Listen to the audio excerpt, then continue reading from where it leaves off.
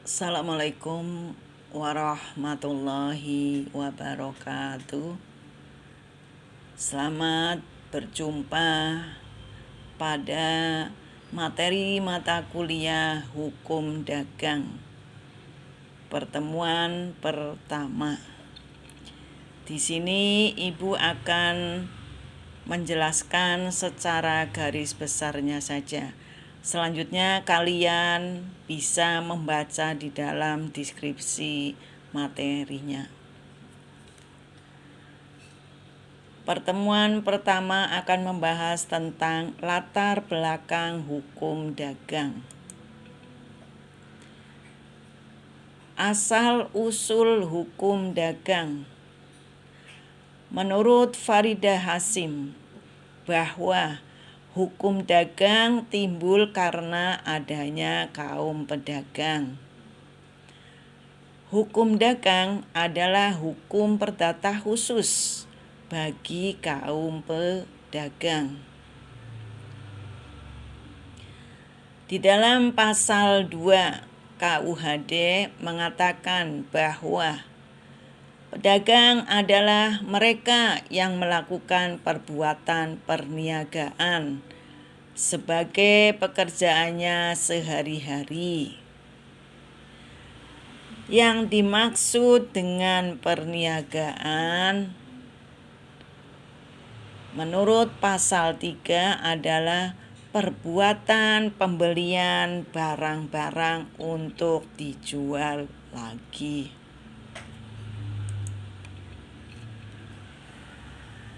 Menurut Faridah Hasim, bahwa yang dimaksud dengan perbuatan perniagaan dalam pasal 2 adalah hanya perbuatan pembelian saja, sedang perbuatan penjualan tidak termasuk di dalamnya, karena penjualan merupakan tujuan dari perbuatan pembelian itu.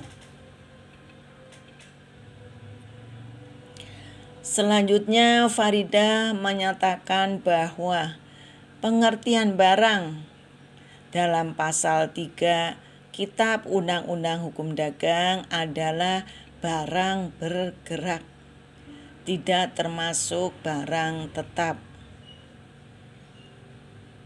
Barang tetap adalah contohnya tanah. Itu tidak termasuk dalam pengertian barang.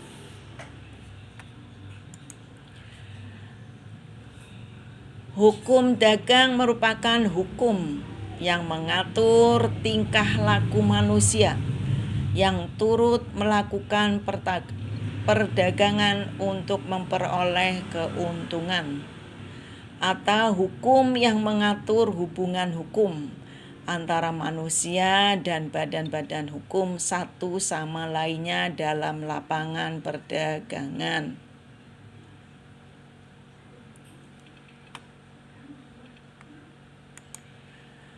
Sejarah daripada hukum dagang. Sejak abad pertengahan Eropa, yaitu sekitar tahun 1000 sampai 1500, yang terjadi di negara dan di kota-kota di Eropa pada zaman itu, yaitu di Italia dan Prancis Selatan. Telah lahir kota-kota pusat sebagai pusat perdagangan. Contohnya Florence, Venesia, Barcelona, dan negara-negara lainnya.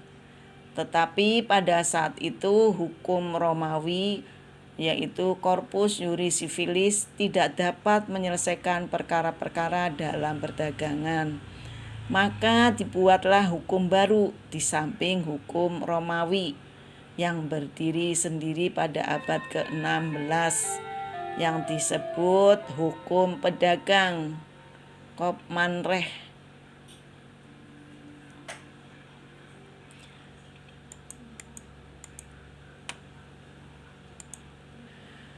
Pada tahun 1807, Kaisar Napoleon di Perancis mengkodifikasikan 2 kitab undang-undang hukum, yaitu Kitab Undang-Undang Hukum Perdata Prancis atau Code Civil des France. Yang kedua, Kitab Undang-Undang Hukum Dagang Prancis, Code du Commerce. Kebetulan pada saat itu Belanda dijajah oleh Prancis, sehingga hukum Prancis itu diberlakukan di Belanda sesuai dengan azas konkordansi. Tetapi pada tanggal 1 Oktober 1838 Belanda berhasil membuat Burgerlijk Wetboek yang kita kenal dengan istilah Kitab Undang-Undang Hukum Perdata atau disingkat dengan KUH Perdata.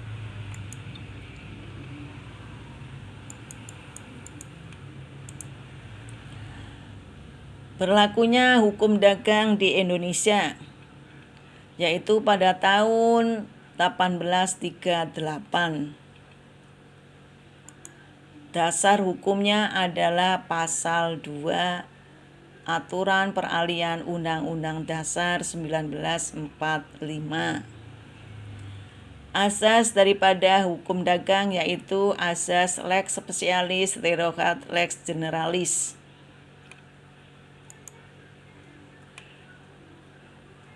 Hubungan KUHD dengan hukum perdata. Secara umum dapat dikatakan bahwa KUH Perdata dan KUHD merupakan suatu kesatuan yang tidak dapat dipisahkan.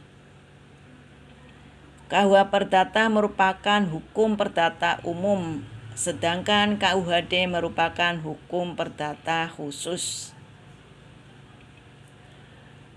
Demikianlah secara garis besar uraian dari materi mata kuliah Hukum Dagang pertemuan pertama.